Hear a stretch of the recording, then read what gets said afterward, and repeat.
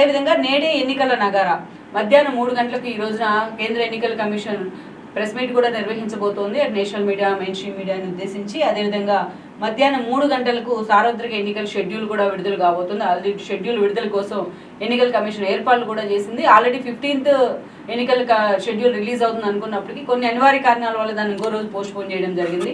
మొత్తం దేశవ్యాప్తంగా పలు రాష్ట్రాల్లో ఎంపీ అండ్ అసెంబ్లీ ఎన్నికలకు సంబంధించి కీలక షెడ్యూల్ అయితే ఈ రోజున విడుదల కాబోతోంది.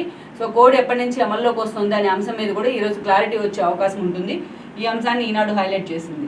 సో ఇక్కడ చూస్తే మధ్యాహ్నం 3 గంటలకు జనరల్ ఎలక్షన్ షెడ్యూల్ విడుదల, 18వ లోక్సభ, ఏపీ సహా 4 రాష్ట్రాల అసెంబ్లీ ఎన్నికలకు తేదీలను కూడా ప్రకటించబోతున్నారు.